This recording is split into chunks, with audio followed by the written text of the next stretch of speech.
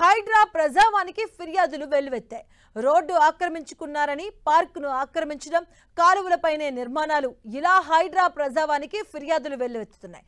మేడ్చల్ మల్కాజ్గిరి జిల్లా కుత్బుల్లాపూర్ మండలం గాజుల రామారం సిద్ధివినాయక్ నగర్లో 30 అడుగుల విస్తీర్ణంలో ఉన్న రహదారిని ఎదురుగా ఉన్న ఫ్లాట్ యజమానులు కబ్జా చేశారంటూ ఫిర్యాదు చేశారు.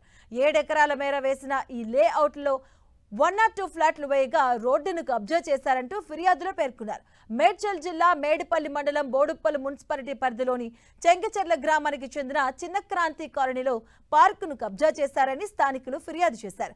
సర్వే నెంబర్లు 114, 118, 120, 121లలో సుమారు 18 గజాల పార్క్ స్థలాన్ని అనధికారికంగా నకిలీ ఫ్లాట్ నెంబర్లు వేసి ఆక్రమించేశారని పేర్కొన్నారు.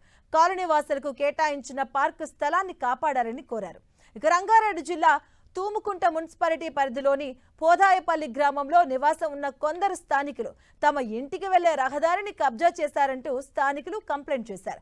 అదే గ్రామానికి చెందిన కొంతమంది రహదారిపై అక్రమంగా గోడ నిర్మించి దారిని పూర్తిగా మూసేసి నిర్మాణం కూడా చేపట్టారని ఫిర్యాదులో పేర్కొన్నారు.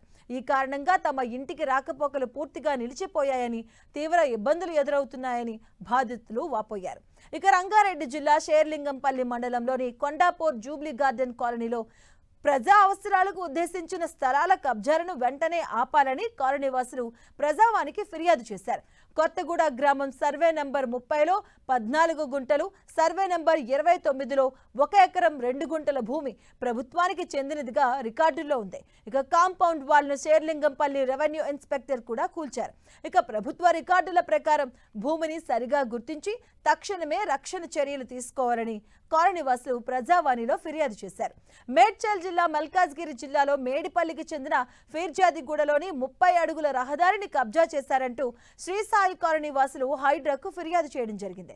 అదే ప్రాంతంలోని పంచవట్టి కాలనీకి చెందిన కొంతమంది వ్యక్తులు ఈ రహదారిని ఆక్రమిస్తూ రాకపోకలకు అంతరాయం కలిగిస్తున్నారని పేర్కొన్నారు.